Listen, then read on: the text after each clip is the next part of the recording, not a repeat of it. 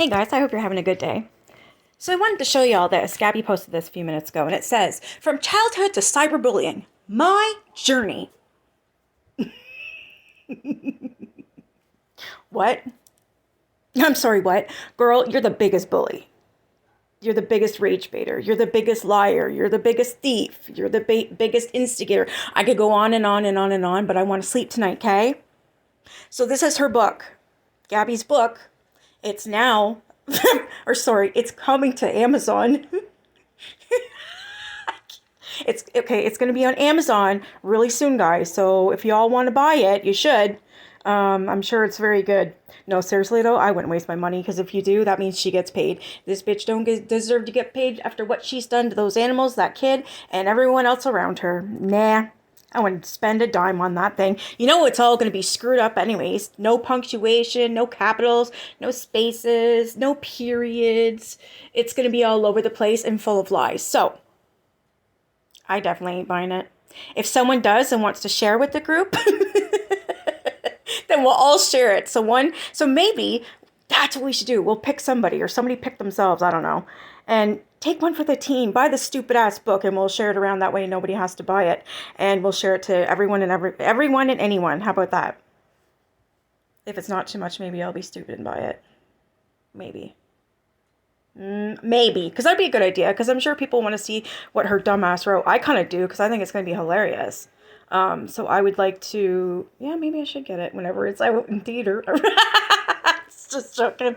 Okay. So after this... Here, hold on.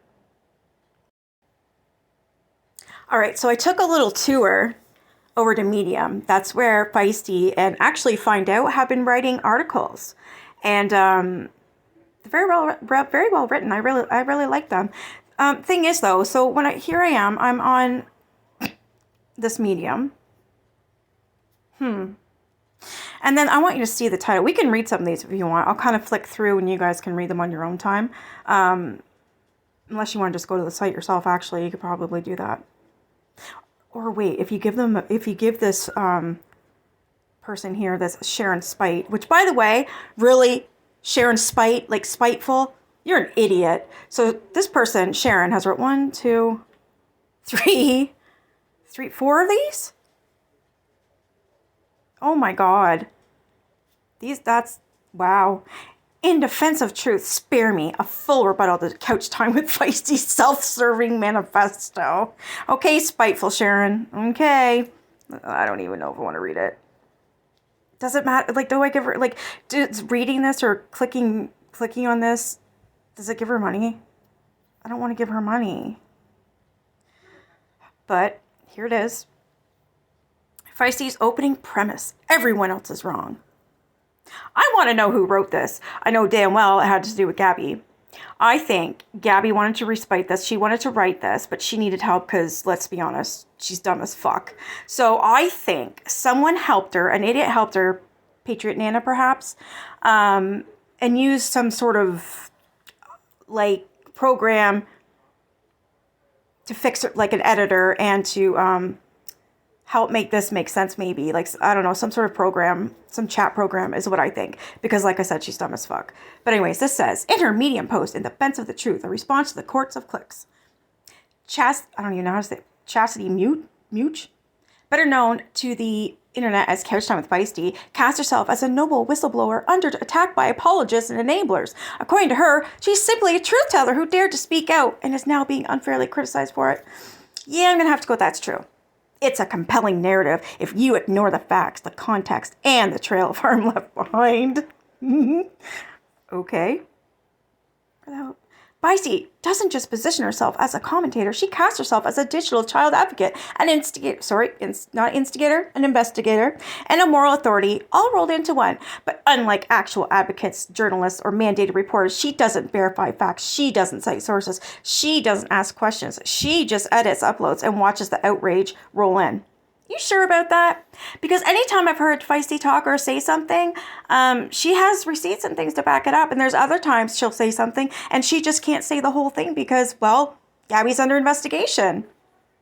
You know? We reached out. No, you didn't. Feisty claims she reached out to Gabrielle Jacobson for comment. She provides no proof, no email receipts, no screenshots, no timestamped messages. In real journalism, this would be a cardinal sin. Journalists who want to destroy someone's reputation, especially on a public platform, are obligated to give their subject a chance to respond. That's not just courtesy. It's called ethical necessity. The fact that Feisty omitted a single quote from Gabby in an article alleged written in defense of the truth says everything. This wasn't an investigation. It was an execution.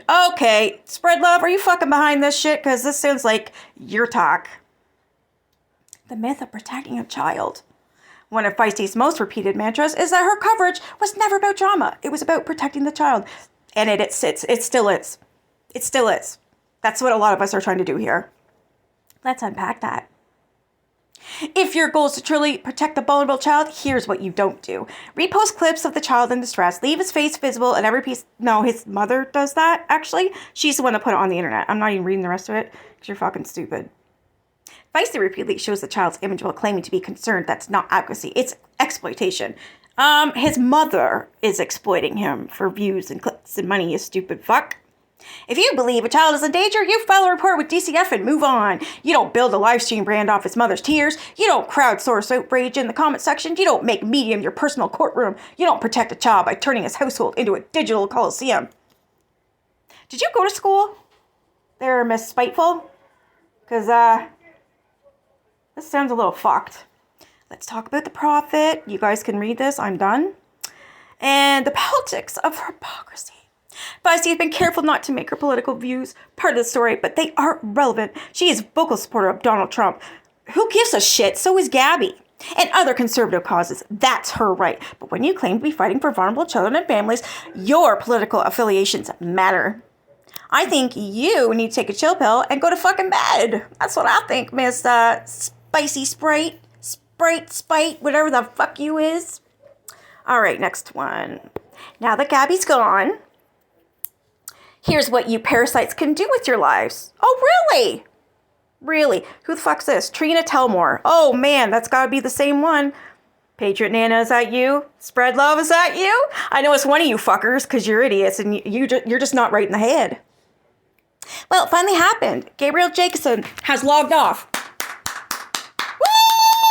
Woo! Yeah, baby. After surviving more than a year of coordinated digital harassment, fake CPS reports, TikTok hate watchers, monetized media posts, and YouTube thumbnails, that looks like mugshots. She's had enough. She did that, what none of you were prepared for. She closed the app and walked away. If you really think that she did this of her own accord, you really are fucking stupid. She was made to get off. I can guarantee it. That girl is obsessed with TikTok.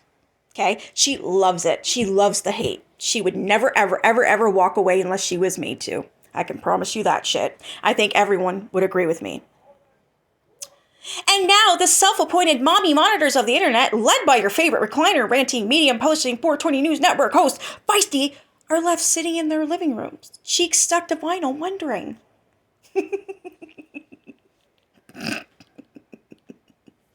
What now? What will I do without Gabby to obsess over every hour of every day like she personally stole my baby daddy and DoorDash promo code? Well, don't worry. I'm here to help. Here are 101 things you TikTok trolls can do now, and your queen of content has disappeared. Really? Try inner peace, or at least an inner monologue. Touch grass, or at least Clorox wipe your couch. You don't... Okay, so these would be really good, except you're preaching to the wrong crowd here. This needs to be directed towards Gabby. More on your TikTok gift revenue. Really? Feisty, you might have to get a job now. She has a fucking job. Shut up. Or better yet, reconcile the fact that you're a Trump supporter raising a black daughter while voting against her. Are you fucking kidding me right now? Oh, I don't know if I've seen this one. Uh-oh. Yes, we see you. You love screaming for the children on TikTok, but then pull the lever for a party trying to gut education, ban books, and restrict healthcare access. What's the plan, Feisty? Teach her to report struggling women of color online while you vote to underfund her school? Are you kidding me? Who the fuck are you? Who do you think you are? Now, I'm sorry, that's pressing a nerve with me, so I can just imagine what Feisty feels like. By Sharon Spite, a mother tried in the court of clicks. Oh my God, how many of these fucking things? 2 days ago. Fiction and Feisty's feed a rebuttal to DCF fails again in the weaponization of outrage against Gabrielle Jacobson. The unverified source, eh? A mother tried in the court of clicks. Blah, blah, blah, blah. La, la, la, la.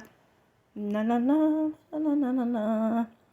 Part 1. The core claims and their collapse. So, the article hinges on the following central assertions. Feisty, I cannot pronounce your last name, so you're going to have to say it for me, because I don't know, and I don't want to butcher it.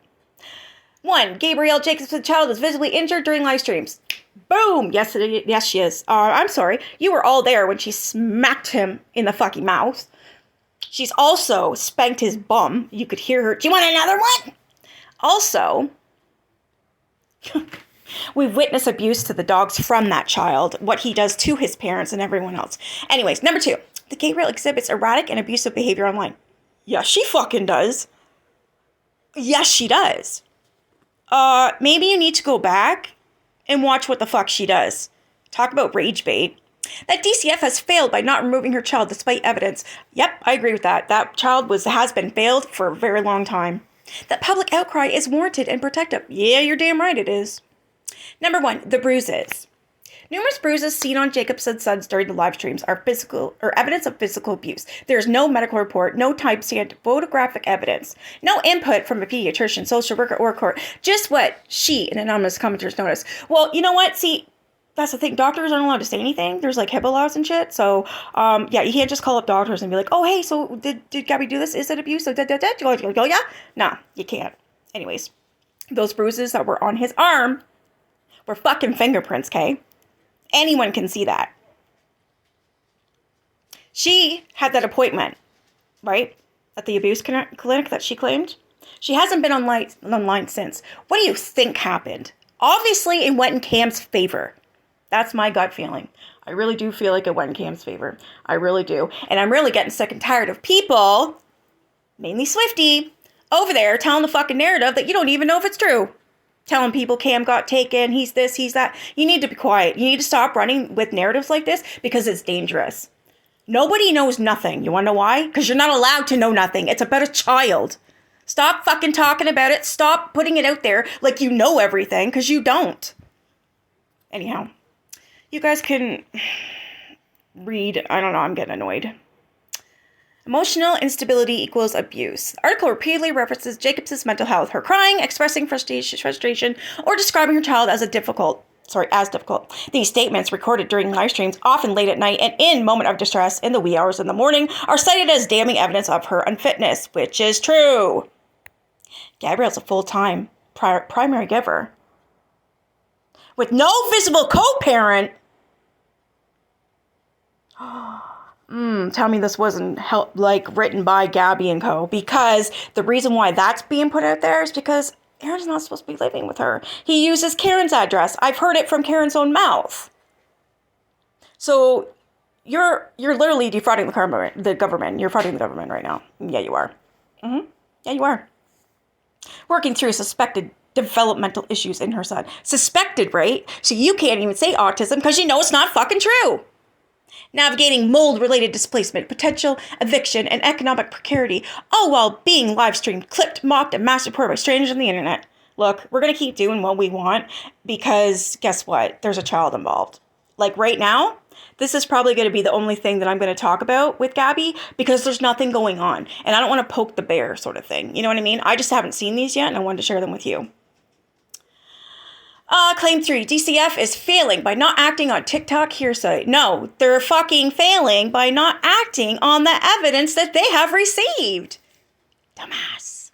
This is perhaps the most dangerous assertion that because DCF hasn't acted in the way Feisty deems appropriate, the agency is failing. You know what, though? It just doesn't even have to fucking do with Feisty. It has to do with, I don't know, the law, what's right, what's wrong.